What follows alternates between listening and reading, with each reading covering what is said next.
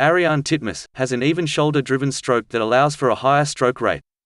Being the shorter swimmer compared to Ledecky, her style may just be the counter to Katie's hybrid freestyle. The shoulder-driven stroke is not just about spinning the arms. In fact, slipping in the catch is the struggle of most swimmers who have this style. The challenge here is getting the breath in very quickly, so that the other arm does not have to wait in an extended position. This is probably why she holds her breath in a certain pattern. This allows the stroke to have an unbothered SERAPE connection.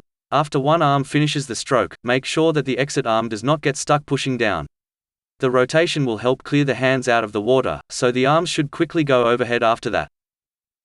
When done correctly, the front chain gets loaded as it stretches onto one side. The SERAPE chain goes around the body. The red arrows indicate that the chain here is closing or contracting together. The exiting portion of the body does this in order to clear the water. The yellow arrow shows the underwater portion of the body stretching. This is done in order to prepare these sets of muscles. This is also done to accommodate the finishing of the rotation. During the catch, both arms continue overhead. The propulsive arm bends to get a high elbow catch. The serratus anterior helps in two things. As a broad part of the core, it helps the rotation onto the catch. Then it also helps to keep the scapula elevated to avoid catch slippage. The red arrows show that the body is starting to rotate onto the other side, therefore initiating the pull on that side of the chain. The yellow arrows show the recovering side, going long overhead in order to get a nice long stroke. During the power phase, the lats pull down the previously elevated scapula. The lats also help to rotate the body. Notice how this is the movement started earlier by the catch, which has been completed further by the power phase. In the power phase, keep the extending arm overhead. On the other side, rip the pulling arm down to the other side of the body. As the arms exit on that side, the same pattern happens, where the other crossing chain of the body gets stretched.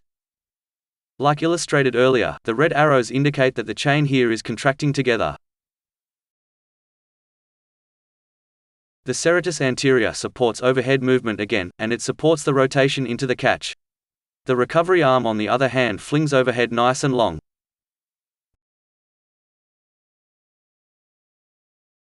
The power phase grabs the whole pulling arm down with the lats of the back.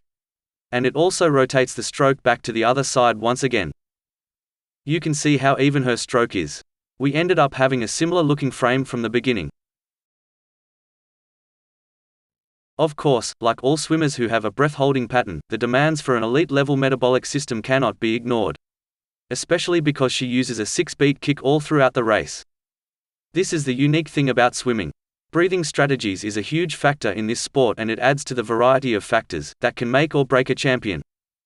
Other than that, it still holds that you also need a very connected stroke to pull off this speed. Ariarne is not just using her arms, but she is using the SERAPE connection to power her stroke.